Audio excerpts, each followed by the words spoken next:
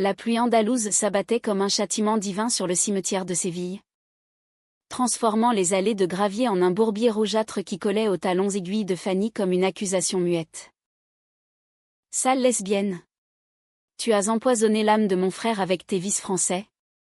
Et maintenant tu oses te montrer ici, déguisée en veuve vertueuse, hurla Carmen, la sœur aînée de Raoul, sa voix rauque perçant le voile gris du crachin, tandis que les parapluies noirs des assistants oscillaient comme des corbeaux affamés.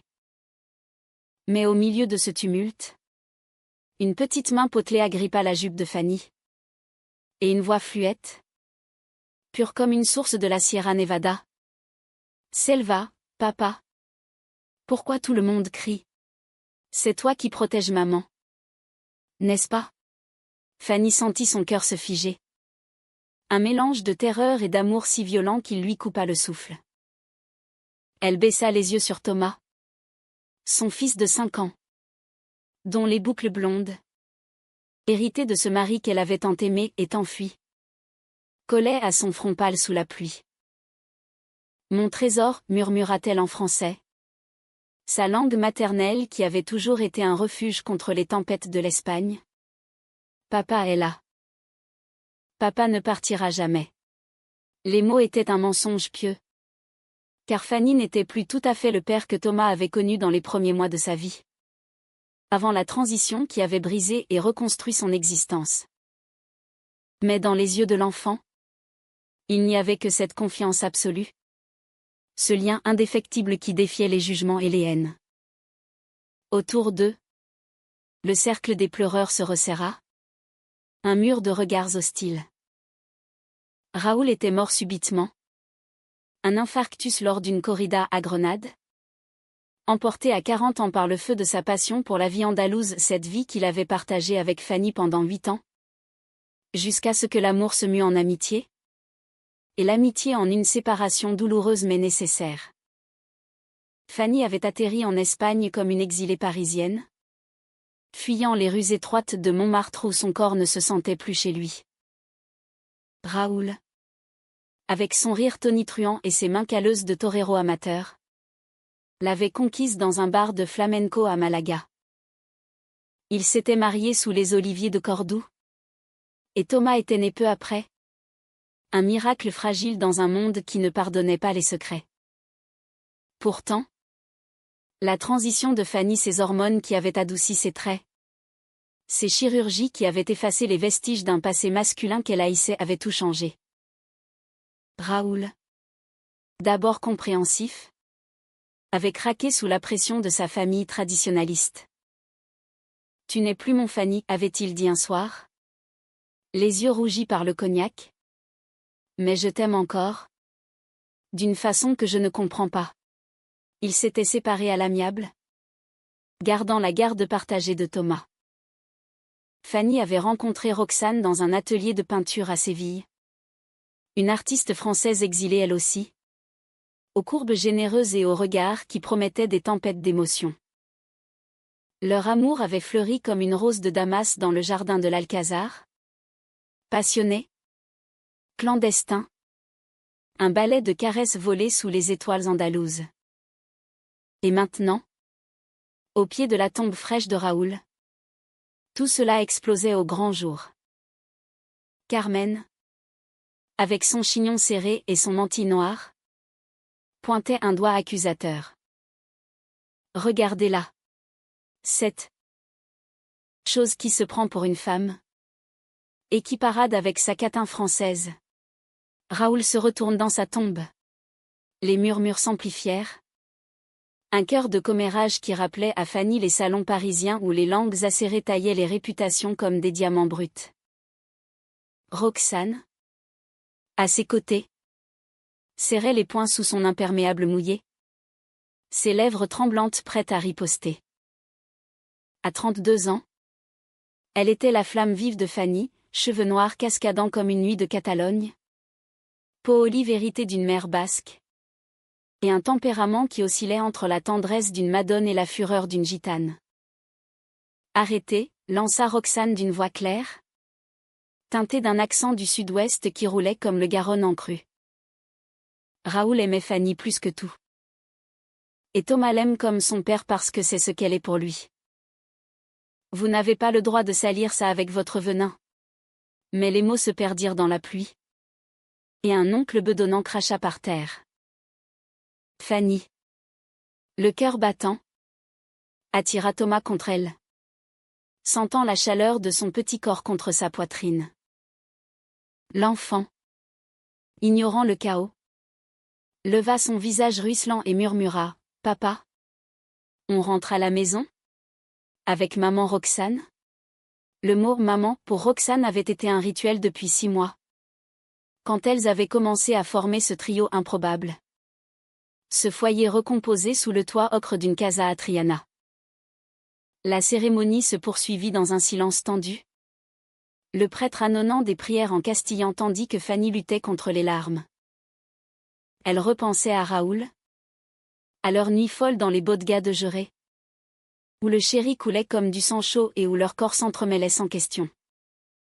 Il avait été son ancre dans cette Espagne farouche. Ce pays de passion extrême où l'amour se consumait comme une cigarette allumée à l'extrémité d'une cape de torero. Mais la transition avait été un raz-de-marée, les disputes. Les nuits solitaires dans des cliniques de Barcelone. Les lettres rageuses de Raoul qui se muèrent en appels désespérés. Reviens, Fanny.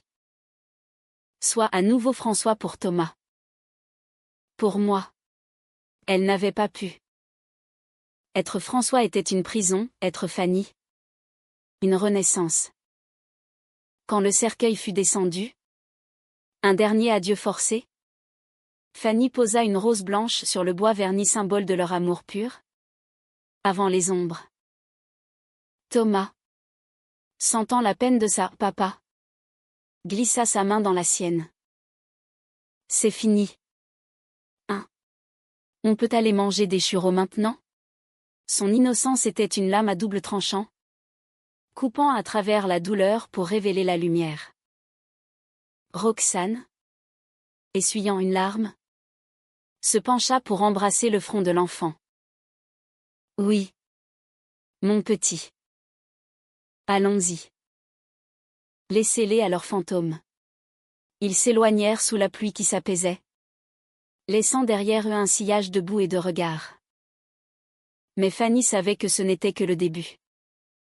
La famille de Raoul, ancrée dans les traditions catholiques de l'Andalousie, ne lâcherait pas prise. La bataille pour la garde de Thomas, qu'il contestait depuis la séparation, allait s'embraser. Et au milieu de tout cela, son amour pour Roxane, ce feu qui la consumait et la faisait vivre, risquait d'être l'étincelle qui tout détruirait. De retour dans leur petite maison de Triana, aux murs blanchis à la chaux et aux volets bleus donnant sur le Guadalquivir, Fanny se laissa tomber sur le canapé usé. Thomas endormi contre elle. Roxane prépara un thé à la menthe, importé de Marrakech lors d'un voyage qu'elles avaient fait ensemble l'été dernier, un souvenir de dîner de baisers salés sous la lune. Elles ne te briseront pas, dit Roxane en posant la tasse fumante dans les mains tremblantes de Fanny. Pas tant que je serai là. Ses yeux, sombres comme l'obsidienne, brillaient d'une détermination farouche. Fanny leva la tête, capturant ce regard qui l'avait sauvée des abysses. Et si c'était toi qu'elles attaquaient ? La catin française ? Roxane s'agenouilla devant elle, ses mains chaudes enveloppant les genoux de Fanny. Alors on fuira. À Paris, à Lisbonne, n'importe où. Mais on fuira ensemble. Leur baiser fut doux, salé de larmes. Un serment muet dans la pénombre du salon où les guirlandes de lumière de la feria dernière pendaient encore comme des astres oubliés. Fanny se rappelait leur première nuit, Roxane, nue sur les draps de lin, peignant des motifs abstraits sur sa peau avec un pinceau trempé dans de l'huile d'olive parfumée. « Tu es une œuvre d'art » avait murmuré Roxane. « Et je suis l'artiste qui te révèle. » Depuis. Chaque caresse était une révélation. Chaque murmure une poésie volée aux poètes de la génération du 27. Mais le téléphone sonna, brisant l'instant. C'était l'avocat de la famille Raoul, madame. La sœur de feu Raoul envisage une action en justice pour la garde exclusive de Thomas.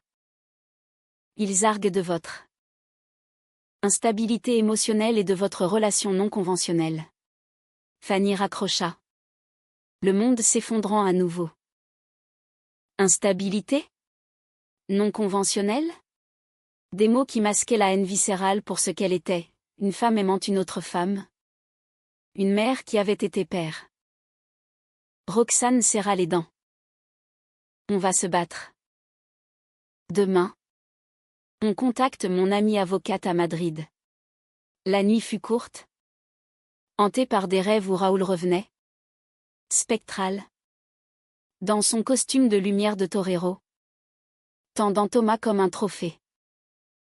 Au matin. Sous un soleil andalou impitoyable qui faisait miroiter le fleuve. Elles emmenèrent l'enfant au parc Maria Luisa. Thomas courait après les pigeons. Riant aux éclats. Tandis que Fanny et Roxane s'asseyaient sur un banc ombragé par des palmiers. « Je t'aime » souffla Fanny. Sa main glissant dans celle de Roxane. Leurs doigts entrelacés comme des racines andalouses. « Même si ça nous coûte tout. » Roxane sourit. Ce sourire qui chassait les nuages. « L'amour n'a pas de prix ? Ma chérie. Seulement des sacrifices. » Pourtant, les sacrifices commencèrent vite. Carmen lança une campagne de diffamation, des appels aux voisins, des lettres aux écoles, dépeignant Fanny comme une perverse transgenre influençant un enfant innocent. Les portes se fermèrent, les invitations aux fêtes de quartier tarirent. Roxane, peignant dans son atelier, vit ses commandes annulées. « Nous ne travaillons pas avec des artistes impliqués dans des scandales moraux » écrivait-on. La tension grimpa. Et avec elle, les disputes. Pourquoi ne pas leur céder Thomas pour un temps, explosa Roxane un soir. Après une journée de regards fuyants au marché. Juste pour qu'il se calme. Fanny blêmit. Jamais. Il est mon sang. Ma lumière. Et toi? Toi est mon âme. Leur réconciliation fut ardente. Dans la chambre aux rideaux de lin qui filtrait la lune comme un voile de mariée. Corps contre corps. Elles redécouvrirent les contours de leurs désirs, les seins de Roxane. Pleins et fermes sous les lèvres de Fanny, les hanches de Fanny. Désormais féminines. Enserrées par les cuisses musclées de l'artiste. Tu es à moi, alta Roxane. Ses ongles traçant des arabesques sur le dos de Fanny. Pour toujours. Dans l'extase, Fanny oublia le monde extérieur. Se perdant dans cette union qui défiait les normes. Un amour lesbien pur, ancré dans la chair et l'esprit, comme les vers de Lorca sur les amours maudites de l'Andalousie. Mais le conflit culmina 2 semaines plus tard, lors d'une audience préliminaire au tribunal de Séville. La salle, aux murs lambrissés de bois sombre, puait le vieux papier et la sueur nerveuse. Carmen, vêtue d'un tailleur strict, témoigna avec des larmes théâtrales, « Mon frère méritait une famille normale. » Pas cette abomination. L'avocat de Fanny riposta avec des photos de Thomas heureux. Des rapports psychologiques affirmant la stabilité du foyer. Puis ce fut au tour de Roxane, « Je l'aime. Et j'aime cet enfant comme le mien. Nous formons une famille. Pas une anomalie. » Ces mots, prononcés avec l'accent chantant du Béarn, touchèrent le juge. Un homme d'âge mûr aux yeux fatigués par des années de drames humains. Pourtant, la trahison vint de là où Fanny ne l'attendait pas. Raoul, dans son testament découvert post-mortem, avait désigné Carmen comme tutrice alternative en cas de changement radical dans la vie de Fanny. Un paragraphe caché, rédigé lors d'une crise de doute, qui faisait écho à leur dernière dispute. Il m'a trahi, sanglota Fanny cette nuit-là. Effondrée sur le sol de la cuisine. Un verre de manzanilla renversé formant une flaque comme du sang pâle. Roxane la releva, la berçant comme un enfant. Non. Il t'a aimé à sa façon. Et nous? Nous t'aimons mieux. Le point culminant arriva lors d'une confrontation familiale forcée. Dans la maison ancestrale des Raoul à Grenade. Perchée sur les collines de El Albessin. Les oliviers centenaires murmuraient sous le vent du sirocco. Et l'air embaumait le jasmin sauvage. Fanny, Thomas à la main, affronta Carmen et les oncles. Le cœur serré. Raoul voulait que Thomas soit heureux. Pas prisonnier de vos préjugés. Carmen ricana. Mais ses yeux trahissaient la douleur. Tu l'as brisé? Avec tes mensonges. Puis Thomas, sentant la tempête, se libéra de la main de Fanny et courut vers elle. Non. Vers Carmen? Non. Il s'arrêta. Leva les bras vers Fanny. Papa. Ne les laisse pas nous séparer. Papa et maman Roxane? C'est ma famille. Le silence tomba comme une cape de torero. Carmen vacilla. Touchée au vif. Dans cet instant, sous le ciel étoilé de Grenade, quelque chose se brisa, les barrières de la haine. Les chaînes du passé. Carmen s'agenouilla, pleurant pour la première fois sincèrement. Peut-être. Peut-être que Raoul aurait voulu ça. La réconciliation fut fragile. Un pont jeté sur l'abîme. Mais elle sauva tout. La garde fut partagée, avec Roxane reconnue comme coparent.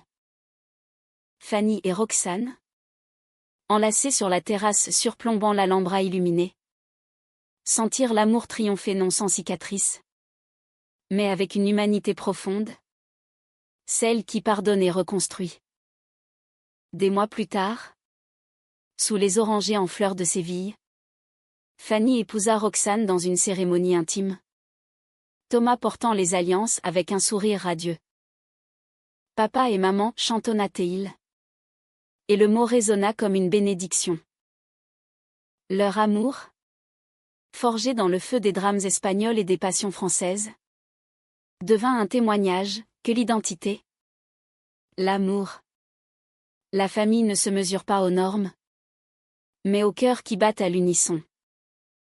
Et dans les ruelles de Triana, où le flamenco pleure et rit, leur histoire se murmurait comme une seguidilla éternelle.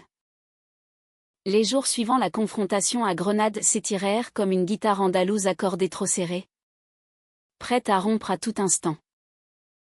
Fanny, encore secouée par l'aveu testamentaire de Raoul, errait dans les rues pavées de Triana au petit matin, quand le quartier des Potiers s'éveillait dans un concert de marteau sur l'argile.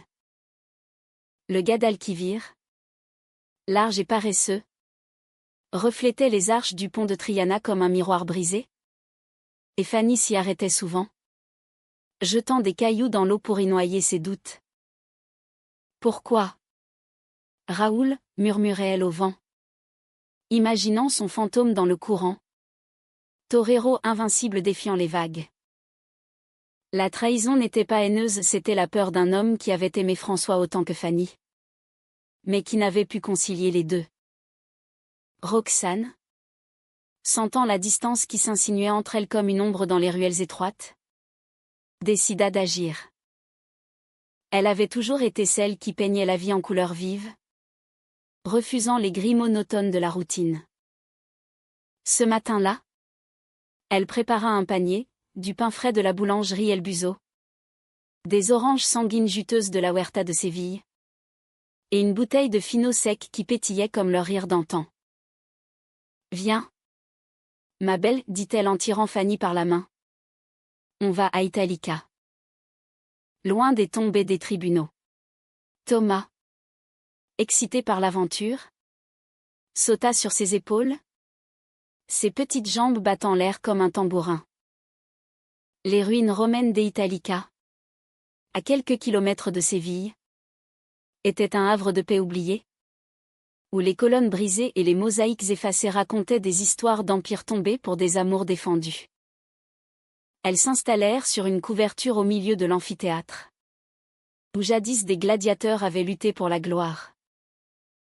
Thomas courait parmi les herbes hautes, ramassant des tessons de poterie comme des trésors, tandis que Roxane débouchait le vino, ses lèvres rouges contrastant avec le blanc du liquide. À nous, trinquait-elle, ses yeux plongeant dans ceux de Fanny comme pour y lire l'avenir. À cet amour qui survit aux arènes. Fanny but. Le chéri chaud descendant comme un baume sur sa gorge nouée. Tu sais, en France, on dit que l'amour est un oiseau rebelle, comme dans l'opéra de Bizet. Mais ici, en Espagne, c'est une corrida, beau, dangereux, et souvent fatal.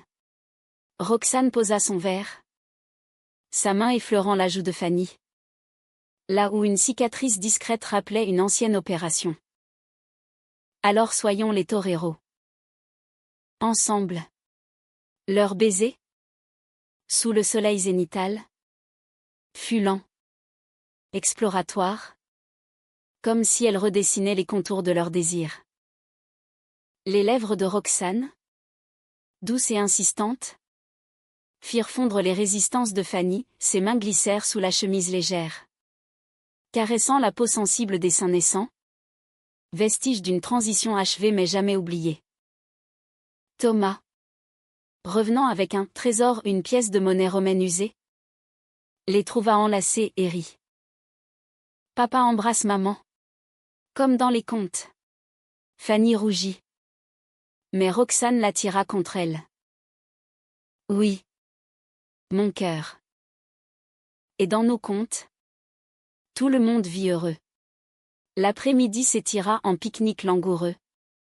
Avec des histoires chuchotées, Fanny racontant ses jours gris à Paris, où elle avait vendu des croissants dans une boulangerie du Marais pour payer ses premiers traitements hormonaux, Roxane évoquant sa fuite de Bordeaux. Après un amour toxique avec un sculpteur qui la traitait comme une muse jetable. Toi, tu es ma réalité, conclut Roxane, peignant un portrait rapide de Fanny sur un carnet. Ses traits capturés en traits de fusain, le menton volontaire, les yeux verts qui brillaient comme l'esmeralda sous la pluie. Mais la paix fut de courte durée. Le soir même, un appel de l'avocat, Carmen, touché par les mots de Thomas, proposait une médiation. Venez à la maison familiale demain. Pour Thomas. Fanny hésita. Mais Roxane insista, c'est une chance. Montrons-leur qui nous sommes. La maison des Raoul. Une hacienda aux murs roses délavés nichés dans les vignobles de Jerez. Exhalait l'odeur du cheval et du cuir tanné. Carmen les reçut avec une raideur polie. Ses yeux rougis par des nuits sans sommeil. Les oncles, des figures burinées par le soleil, sirotaient du brandy dans le patio, tandis que Thomas jouait avec des cousins qu'il connaissait à peine. La discussion s'enflamma vite. Vous ne pouvez pas élever un enfant comme ça, gronda un oncle. Son cigare fumant comme un volcan. Deux femmes. Et l'une qui a été un homme? Fanny se leva. La voix tremblante mais ferme, j'ai toujours été une femme. Au fond de moi. Et Thomas m'appelle papa parce que je suis son pilier? Pas parce que j'ai un corps ou un nom. Raoul le savait. Carmen, silencieuse jusque-là, posa une photo jaunie, Raoul et François. Jeunes, riant à une feria. Il t'aimait. Oui. Mais il souffrait. Et maintenant? Moi aussi. Pour mon neveu. Roxane intervint. Sa voix un torrent, la souffrance n'est pas un monopole. J'ai perdu mes parents dans un accident quand j'avais 10 ans, j'ai appris que l'amour se reconstruit. Pas qu'il se détruit par la peur. Ces mots, chargés d'une vulnérabilité rare, fissurèrent l'armure de Carmen. L'enfant, sentant la tension, grimpa sur les genoux de sa tante et murmura: « Tata Carmen ? Papa est gentille. Elle me chante des chansons françaises le soir. » Un silence s'abattit, brisé seulement par le chant des grillons. Carmen, les larmes coulant, serra Thomas contre elle. Peut-être. Peut-être que je me trompe. Ce fut le début d'une trêve fragile. Les visites se multiplièrent, dimanche à Gerais, où Thomas apprenait à monter à cheval. Fanny et Roxane partageant des regards complices au milieu des selles. Mais sous la surface, la jalousie couvait. Roxane, voyant Fanny rire aux anecdotes de Raoul contées par Carmen, sentit une pointe acérée. « Es-tu sûr que c'est fini ?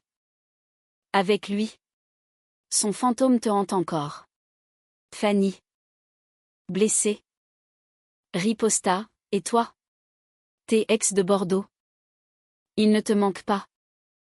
Avec leurs muscles et leurs mensonges ? » La dispute éclata comme un orage d'été. Mots aiguisés comme des banderilles. Elles se réconcilièrent sous la douche, l'eau chaude cascadant sur leur corps nus, mélangeant sueur et larmes. « Pardonne-moi, » gémit Roxane, ses lèvres sur la nuque de Fanny. « J'ai peur de te perdre. » Fanny se tourna. Leurs fronts se touchant, jamais. « Tu es ma Roxane ? Ma flamme. » Leur amour reprit de plus belle, physique et spirituelle, nuit où elle dansait nue au son d'un disque de Paco de Lucia. Corps ondulants comme des vagues du détroit de Gibraltar, matin où Roxane peignait Fanny endormie, capturant la paix sur son visage. Pourtant, la trahison majeure survint de manière inattendue. Lors d'une exposition d'art à Malaga, où Roxane présentait ses toiles inspirées de leur amour des nuits entrelacées sous des ciels andalous, un collectionneur influent, un ami de la famille Raoul, fit une offre généreuse, conditionnée à ce que Roxane se sépare de cette liaison scandaleuse. Elle refusa. Mais l'homme, vexé, diffusa des rumeurs: Roxane est une opportuniste, utilisant Fanny pour son coming out artistique. Les ventes chutèrent, les galeries fermèrent leurs portes. Fanny, apprenant cela, confronta Roxane dans l'atelier, couvert de toiles inachevées. Est-ce vrai ? Utilises-tu notre histoire pour ton art ? Roxane, le pinceau tombant de sa main, pleura. Non. Chaque trait est un serment d'amour. Mais le doute s'était insinué. Poison lent. Thomas, sentant la discorde, devint colérique. Refusant les câlins, papa et maman se disputent encore. Le foyer craquelait. Le climax approchait. Lors d'une feria à Séville, où la ville entière s'enflammait de joie païenne. Elles y allèrent malgré tout, masquées et parées de mentons brodés. Sous les lanternes, au milieu des danses, Fanny et Roxane se retrouvèrent dans un barranco isolé, où le chant des gitans couvrait leur confession. « Je t'ai trahi par mon silence », avoua Fanny.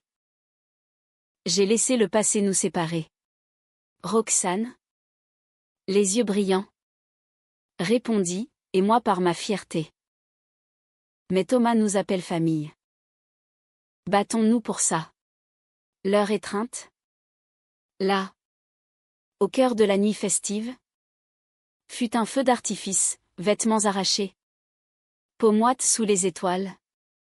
Un amour lesbien célébré dans la tradition andalouse de passion interdite. Pour toujours, jurèrent-elles, haletantes. La feria de Séville s'acheva sur une note d'euphorie fragile. Mais les ombres du quotidien reprirent vite leur droit. Fanny, employée dans une librairie du centre historique spécialisée en littérature française, vit ses journées se teinter de grisaille, clientes qui évitaient son regard. Murmure derrière les étagères de Proust et de Gide. La veuve transgenre, chuchotait-elle. Et Fanny, rangeant des volumes de Les Chants de Maldoror. Se sentait comme un personnage de Lautréamont errant. Maudit. Mais poétique dans sa douleur. Roxane, de son côté, transformait sa rage en art, une série de toiles intitulée Amours oubliés, où des silhouettes féminines enlacées défiaient des paysages espagnols tourmentés, comme l'Alhambra assiégée par des nuages noirs. Thomas, à 6 ans passés, absorbait tout avec l'éponge de l'enfance. À l'école, un garçon l'avait taquiné, « Ton papa est une fille bizarre ». L'enfant était rentré en larmes. Et Fanny, le consolant sur le lit au drap fleuri, avait murmuré « Papa est spécial ?» comme une princesse chevalier des contes de Perrault. Roxane, entrant avec un plateau de tapas jamon ibérique et olives marinées, avait ajouté « Et maman est la sorcière qui protège le château ». Leur trio, recomposé, était une forteresse. Mais les fissures persistaient. La médiation avec Carmen évoluait. Cahoteuse comme une charrette sur les chemins de la Mancha. Lors d'une rencontre au café Ellipse, face à la cathédrale, la sœur de Raoul posa des questions hésitantes. Comment faites-vous pour l'élever sans père? Fanny, sirotant un cortado, répondit avec une douceur française. L'amour n'a pas de genre. Carmen. Raoul vit en Thomas son rire. Sa bravoure. Roxane, dessinant distraitement sur une serviette, intervint, et nous lui donnons 2 mamans fortes. C'est plus que beaucoup d'enfants n'ont. Carmen, adoucie par un album photo montrant Thomas à cheval, hocha la tête. Peut-être que Raoul aurait approuvé. Il était tolérant, à sa façon. Mais la trahison couvait ailleurs. L'ami collectionneur de Roxane, furieux de son refus, contacta un journal local, El Correo de Andalusia, et un article à sensation parut, L'héritage maudite, la veuve transgenre et l'artiste française détournent un enfant innocent. Les photos volées Fanny et Roxane main dans la main au marché. Thomas riant entre elles accompagnait un récit biaisé, accusant Fanny d'avoir manipulé Raoul jusqu'à la mort. La presse s'emballa. Et le harcèlement en ligne suivit, messages haineux sur les réseaux. Appels anonymes la nuit. Fanny, brisée, s'enferma dans un silence. C'est trop, confia-t-elle à Roxane un soir, alors que Thomas dormait. Peut-être qu'on devrait partir. Retourner en France. Roxane, peignant frénétiquement pour évacuer, explosa. Partir? Et abandonner? C'est Raoul qui t'a appris la fierté andalouse. La dispute fut violente. Mots comme des pétards de la Semaine sainte. Fanny claqua la porte, marchant seule le long du fleuve, où les lumières des bars reflétaient ses larmes. Elle appela Carmen. Dans un moment de désespoir, aidez-moi. Ils veulent nous détruire. Carmen, surprise, vint la chercher.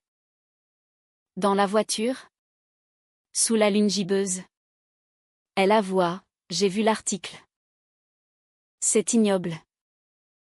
Raoul détestait les ragots. À la maison, Roxane les trouva ensemble. Et la jalousie la piqua, tu l'appelles elle. Maintenant, Carmen partit, blessée.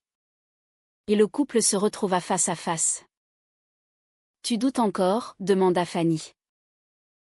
Roxane, les yeux emplis de feu, répondit par un baiser désespéré, leur corps se heurtant comme dans une danse flamenco primitive.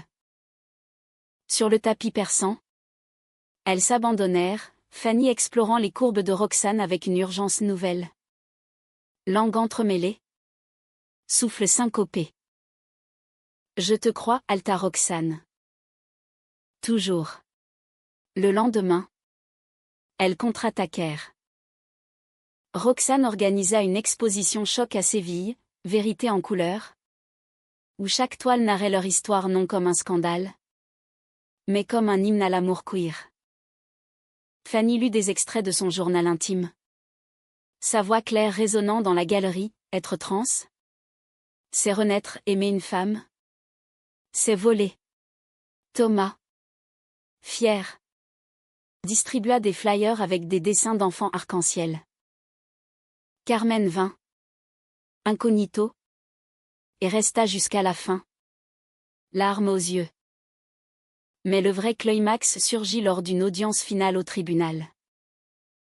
Le juge, impressionné par les témoignages dont celui de Carmen, elle forme une famille aimante, trancha en faveur d'une garde partagée élargie, reconnaissant Roxane comme figure parentale.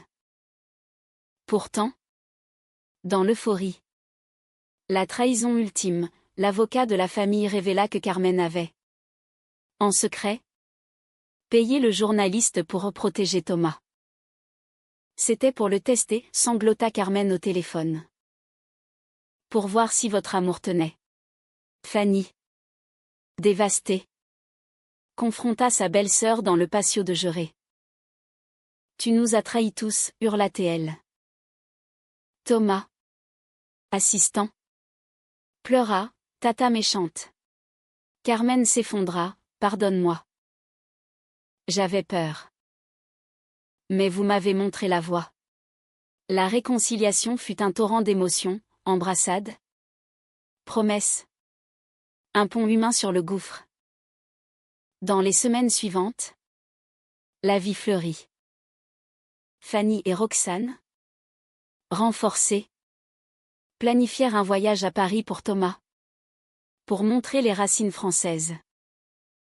Leur amour, plus profond, se muait en une romance mature, promenade au clair de lune, où Roxane chuchotait des poèmes de Verlaine, nuit où Fanny massait les épaules nouées de l'artiste. Leur rire mêlé au ronflement de l'enfant. L'été andalou enveloppa Séville d'une chaleur moite, comme un amant trop possessif, et avec lui vint une renaissance lente mais inexorable. L'article du journal, bien que blessant, avait eu un effet boomerang, des soutiens affluèrent, des associations LGBTQ+ de Madrid à Barcelone offrant des visibilités. Roxane vendit ses toiles Vérité en couleur à un prix record, et une galerie parisienne l'invita pour une expo solo. Fanny, promue gérante de la librairie grâce à une clientèle fidèle fascinée par son histoire vraie, se surprit à sourire dans le miroir, un sourire authentique, où les lignes d'expression racontaient non plus la lutte, mais la victoire. Thomas, épanoui, commença des cours de guitare flamenco. Ses petits doigts grattant des rumbas maladroites qui emplissaient la casa de joie. Écoute. Papa. C'est pour toi et maman, s'exclamait-il. Et Fanny, le cœur gonflé, applaudissait, tandis que Roxane filmait, ses yeux pétillants d'un amour maternel qu'elle n'avait jamais osé rêver. Carmen, repentante, devint une tante sporadique mais sincère, pique-nique dans les vergers de Montilla, où elle racontait des anecdotes de Raoul sans amertume. Il t'aurait été fier, Fanny, de ta force.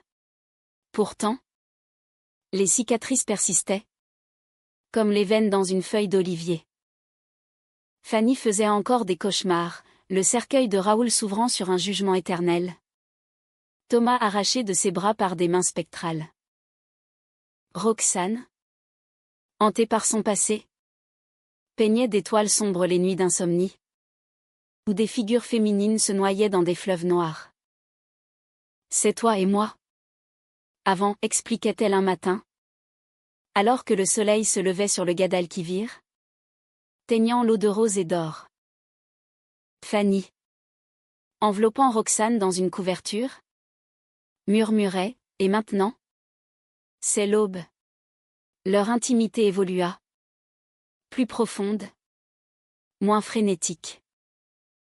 Elles exploraient des plaisirs lents, bains moussants parfumés à la lavande de Provence, où les corps flottaient.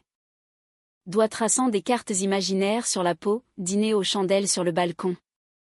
Avec du gazpacho frais et des confessions chuchotées, j'ai peur de ne pas être assez femme pour toi, avouait Fanny un soir. Roxane, riant doucement, répondait, tu es tout. Ma muse, ma guerrière. Leurs amours physiques étaient des poèmes en actes, caresses languides qui montaient en crescendo, comme une zarzuela montant vers l'aria finale, culminant en extase partagée où le monde s'effaçait. La grande célébration vint en automne, lors d'une escapade à Grenade. Elles louèrent une maison dans El Albessin, aux rues labyrinthiques embaumant le thé à la menthe et les épices. Thomas découvrit l'Alhambra au crépuscule. Émerveillé par les fontaines murmurantes et les jardins suspendus, c'est le palais de papa, s'exclama-t-il. Et Fanny rit, le cœur léger. Le soir, tandis que l'enfant dormait, Roxane et Fanny dansèrent sur la terrasse, au son d'une playlist de chansons françaises, La vie en rose d'Édith Piaf, qui les enveloppait comme un voile de soie. C'est là, sous les étoiles qui parsemaient le ciel comme des diamants sur du velours noir, que Roxane mit un genou à terre. Fanny. Ma lumière? Ma tempête, veux-tu m'épouser? Pas pour les lois, mais pour nous. Un anneau simple, en argent ciselé d'un motif mauresque, scintilla à son doigt. Fanny, les larmes coulant, répondit, oui. 1000 fois oui. Leur baiser fut un serment, scellé par le vent du Sierra Nevada qui portait les échos lointains d'un chant arabe. Le mariage, célébré l'hiver suivant dans une chapelle discrète de Cordoue là où Fanny et Raoul s'étaient unis jadis, fut un acte humaniste, pas de prêtre, mais une officière laïque lisant des vœux écrits par elle-même. Thomas, en page avec une couronne de laurier, porta les alliances, Carmen, invité, versa une larme discrète. À l'amour qui transcende, porta Théon en toast, avec du chéri doux de Pedro Ximénez.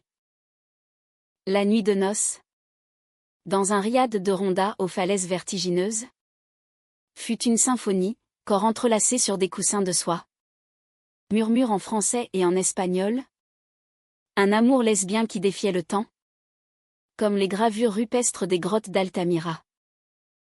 Des années passèrent, et leur histoire devint légende locale, un livre de Fanny. De papa à maman, chronique d'un amour andalou. Best-seller en France et en Espagne. Toucha des cœurs brisés. Roxane exposa à Paris. Thomas grandit en garçon curieux, bilingue, fier de ses deux mamans. La fin n'était pas un happy end hollywoodien, mais une humanité profonde, l'acceptation des failles, le pardon des trahisons, la célébration d'un amour qui, comme la Sierra Nevada, résistait aux tempêtes. Et parfois, au cimetière de Séville, Fanny déposait une rose sur la tombe de Raoul, murmurant, « Merci d'avoir commencé ce voyage. Nous l'achevons. » Ensemble. Le vent emportait les pétales, et la vie continuait dramatique, émouvante, romantique, éternelle.